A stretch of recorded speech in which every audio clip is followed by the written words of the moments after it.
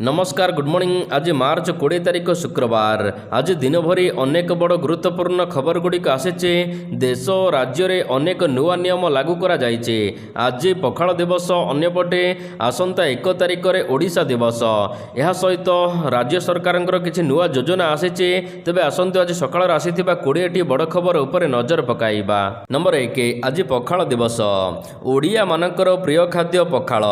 आज होउछि मार्च 20 तारिख विश्व पखाल दिवस। आज पूरा ओडिशा रे पखाल दिवस को धूमधाम रे पालन करा जाउछि। गाँ हेउ किंबा सहर किंबा होटेल सबुआड़े आज पखाल दिवस को बेस आडंबर रे पालन करा जाउछि। विभिन्न जगार रे बासी पखाल, जीरा पखाल, दही पखाल, यह सहित कनिका पखाल, अदा पखाल सांग को छुंक एभली विभिन्न होटेल रे मध्य आयोजन करा जाइछि। नंबर 2, 50% ट्राफिक फाइन छाड़ कले राज्य सरकार। राज्य में बकेया थिबा ट्राफिक चालाण गुड़िकर समाधान सहित गाड़ी चालकों को आश्वस्ति प्रदान करने को बड़ निष्पत्ति निया जाइछि। ओडिशा सरकारंकर गृह विभाग पक्षर जारी होइथिबा नूतन विज्ञप्ति अनुसार आगामी जातीय लोक अदालत रे पुराणा ई चालाण एवं ट्राफिक जोरिमाना उपरे व्यापक रिहाती प्रदान कराजिबो। दीर्घ दिन धरी अदालत रे पड़ी रहिथिबा हजार हजार मामला गुड़िकर समाधान करने को राज्य सरकार बड़ निष्पत्ति नहीं। 50% फी छाड़ कर दिया जाइछि। विशेषकर हेलमेट पिंधि नथिबा, सीट बेल्ट पिंधि नथिबा किंबा मोबाइल रे गपी किंबा 3 जण यात्रा करुथिबा समय रे होइथिबा चालाण को 500 टंका को कमाई दिया जाइछि। मन कहूछि किछि नुआ करिबा पई, हेले पाखरे संबळ नाही।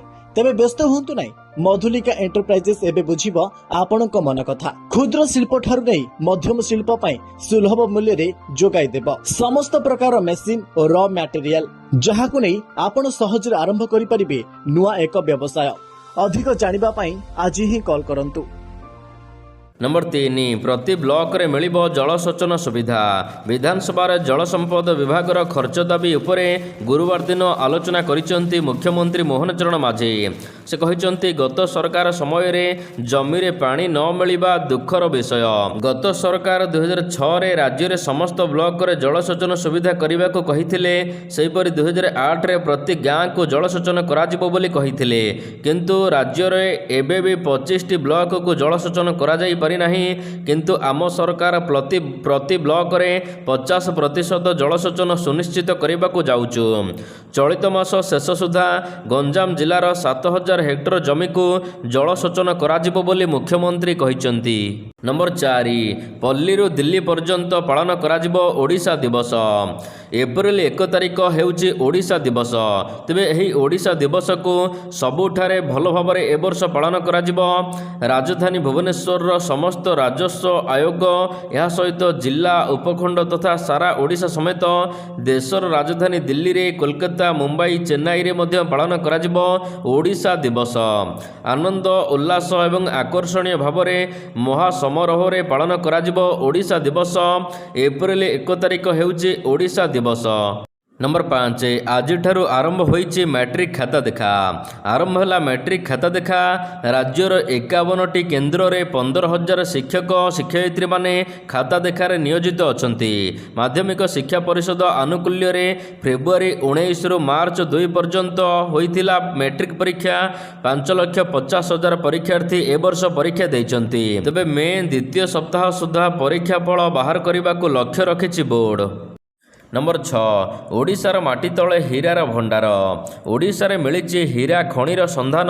तेबे राज्यर नुआपड़ा जिले में यह हीरा खणीर संधान मिलिछि। नुआपड़ार कालामी दादर ठारे हीरा पत्थर चिन्हट करा जाइथिबा नै गुरुवार दिन विधानसभा रे उत्तर रखिचंती खणी मंत्री विभूति भूषण जेना। से कहिचंती एहार वैषयिक एवं अर्थनैतिक एवं अन्यान्य आनुषंगिक मूल्यांकन कार्य चालू रहिछि। सेहिपरि कलाहांडी जिलार जूनागढ़ ब्लॉकर हिंजिली बाहाल ठारे मध्य माणिक थिबा सूचना मिलिछि। सेपटे देवगढ़ जिला रियामाल अंचल रे तंभाबाही पत्थर, ग्राफाइट, निकेल सहित सुना चिन्हट होइछि। मयूरभंज और केन्दुझर रे मध्य सुना खणी थिबा संधान दैचंती मंत्री। नंबर 7 लगातार 3 दिन पर्यंत स्कूल छुट्टी घोषणा राज्य में छात्र छात्री मानक पई खुशी खबर 20, 21 एवं 22 तारिख 3 दिन पर्यंत स्कूल कॉलेज बंद रहिबो। मार्च 20 एवं 21 तारिख 2 दिन ईद उल फितर पालन कराजिबो।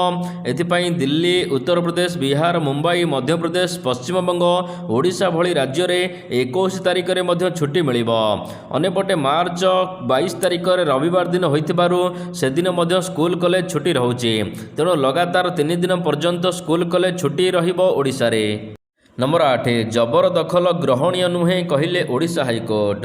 रास्ता प्रशस्तीकरण प्रकल्प रे जबरदखलकारी माने बाधा सृष्टि करि परिबे नाही।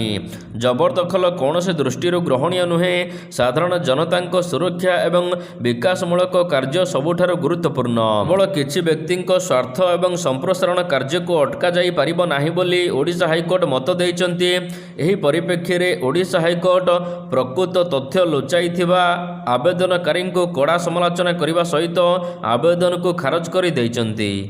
नंबर 9 राजरास्तार पाचिका तृतीय दिन में जारी रही आंदोलन।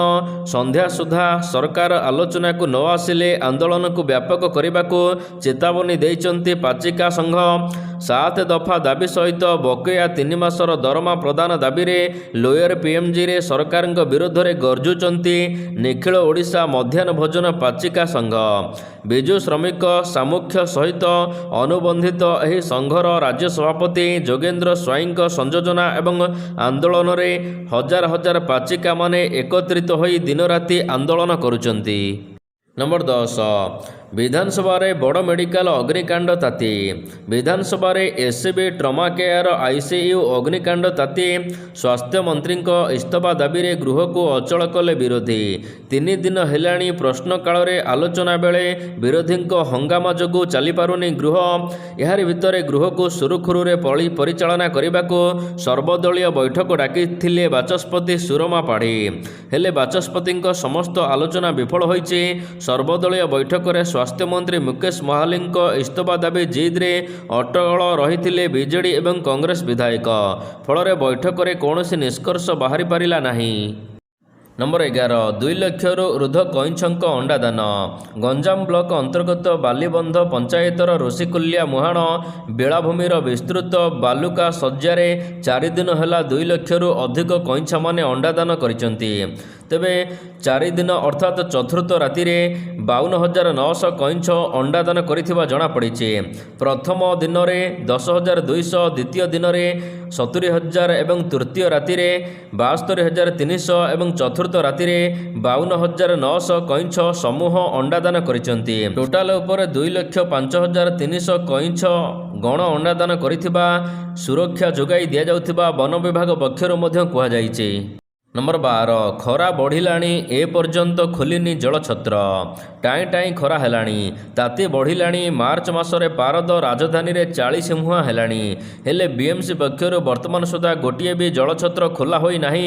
फल एबे पानी टोपाई पाई उभय पथचारी एवं पशुपक्षी डहल विकल हेउचंती। बुधवार दिन राजधानी भुवनेश्वर रे पारद 37 डिग्री छुईचे। दिन 12टा बेलू सहर सुनसान हो जाउचे। राजभवन भली व्यस्तबहुल जगार मध्य भिड़ नथिला। सहर सारा गरम जोगु लोक कम संख्यार बाहर को बाहरुचंती। तेबे आगामी दिन में जलछत्र खोलाजिबो बोली मध्य कुहा जाइछि। नंबर 13 बीजेपी छामुआ संगठनर नवकलेबर। राज्यसभा निर्वाचन में भल प्रदर्शन पर बीजेपी संगठन को मजबूत करने को कसरत आरंभ करिछि। दलर एकाधिक छामुआ संगठनर नवकलेबर होइछि। युव मोर्चा, महिला मोर्चा पक्षरु संपूर्ण नुआ टीम गढ़ा जाइछि। आसंता पंचायत निर्वाचन को आखि आगे रखी दल एबेठारु तृणमूल स्तर में प्रस्तुति आरंभ करी रणनीति करुछि। युव मोर्चा पक्षरु राज्य पदाधिकारी, जिला सभापति, राज्य कार्यकारिणी सदस्य, मीडिया संयोजक, आईटी संयोजक, सामाजिक गणमाध्यम संयोजक एवं सामाजिक गणमाध्यम सह संयोजक नाम घोषणा होइछि। नंबर 14 पोर्टाल रे निज तथ्य देबे लोके। राज्य रे आरंभ हेबाकु थिबा जनगणना प्रक्रिया को नहीं बड़ सूचना। प्रथम पर्याय आसंता एप्रिल 16 रु राज्य रे घर जनगणना कराजिबो। କେନ୍ଦ୍ର ଗୃହ ମନ୍ତ୍ରାଳୟ ଅଧୀନସ୍ଥ ଜନଗଣନା ନିର୍ଦ୍ଦେଶାଳୟ ରାଜସ୍ୱ ଏବଂ ବିପର୍ଯ୍ୟୟ ପରିଚାଳନା ବିଭାଗର ମିଳିତ ସମନ୍ୱୟରେ 30ଟି ଜିଲ୍ଲାରେ ଜନଗଣନା ପ୍ରଥମ ପର୍ଯ୍ୟାୟରେ ଘର ଗଣନା କରାଯିବ ବୋଲି କୁହାଯାଇଛି। ଘର ଗଣନା କରାଯାଇ ତାଲିକା ପ୍ରସ୍ତୁତ କରାଯିବ। ଏପ୍ରିଲ 16ରୁ ମେ 15 ପର୍ଯ୍ୟନ୍ତ ପ୍ରଥମ ପର୍ଯ୍ୟାୟ ଜନଗଣନା କରାଯିବ ଓଡ଼ିଶାରେ। ନମ୍ବର 15 ସୁଦର୍ଶନଙ୍କୁ ବଡ଼ ଦାୟିତ୍ୱ। ବିଶିଷ୍ଟ ବାଲୁକା ଶିଳ୍ପୀ ସୁଦର୍ଶନ ପଟ୍ଟନାୟକଙ୍କୁ ଜାତୀୟ ଜନଗଣନା 2027 ବ୍ରାଣ୍ଡ ଆମ୍ବାସଡ଼ର କରାଯାଇଛି। କେନ୍ଦ୍ର ଗୃହ ମନ୍ତ୍ରାଳୟ ପକ୍ଷରୁ ଏନେଇ ବିଜ୍ଞପ୍ତି ପ୍ରକାଶ ପାଇଛି। ଜନଗଣନାକୁ ସଚେତନ ବଢ଼ାଇବାକୁ ଅଧିକ ପ୍ରଭାବ କରିବାକୁ ବାଲୁକା ଶିଳ୍ପୀ ସୁଦର୍ଶନ ପଟ୍ଟନାୟକ ଏବେ ଜନଗଣନା 2027ର ବ୍ରାଣ୍ଡ ଆମ୍ବାସଡ଼ର ହୋଇଛନ୍ତି। ବାଲୁକା କଳା ମାଧ୍ୟମରେ ସେ ଲୋକଙ୍କୁ ସଚେତନ କରାଇବେ ବୋଲି ଜଣାପଡ଼ିଛି। ବ୍ରାଣ୍ଡ ଆମ୍ବାସଡ଼ର ନିଯୁକ୍ତି ପରେ ତାଙ୍କୁ ଚାରିଆଡ଼ୁ ଏବେ ଶୁଭେଚ୍ଛାର ସୁଅ ଛୁଟୁଛି। ନମ୍ବର 16 ଗ୍ୟାସ୍ କନେକ୍ସନକୁ ନେଇ ବଡ଼ ଅପଡେଟ୍। ଦେଶରେ ଗ୍ୟାସ୍ ସଙ୍କଟ ଭିତରେ କେନ୍ଦ୍ର ପେଟ୍ରୋଲିୟମ ଏବଂ ପ୍ରାକୃତିକ ଗ୍ୟାସ୍ ମନ୍ତ୍ରାଳୟ ଏକ ନିର୍ଦ୍ଦେଶନାମା ଜାରି କରିଛି। ନିର୍ଦ୍ଦେଶନାମା ଅନୁସାରେ ଏଥର ନୂତନ ପିଏନ୍ଜି କନେକ୍ସନ ମାତ୍ର 24 ଘଣ୍ଟା ମଧ୍ୟରେ ଅନୁମୋଦିତ କରିବାକୁ ବାଧ୍ୟତାମୂଳକ କରାଯାଇଛି। ମନ୍ତ୍ରାଳୟର ଯୁଗ୍ମ ସଚିବ ସୁଜାତା ଶର୍ମା କହିଛନ୍ତି, ସିଏନ୍ଜି ଗ୍ରାହକମାନଙ୍କୁ ବର୍ତ୍ତମାନ 100% ଯୋଗାଣ ଯୋଗାଇ ଦିଆଯାଉଛି। ପିଏନ୍ଜି ମଧ୍ୟ 24 ଘଣ୍ଟା ମଧ୍ୟରେ ନୂଆ ଯୋଗାଣ ନୂଆ କନେକ୍ସନ ମିଳିପାରିବ ବୋଲି କୁହାଯାଇଛି।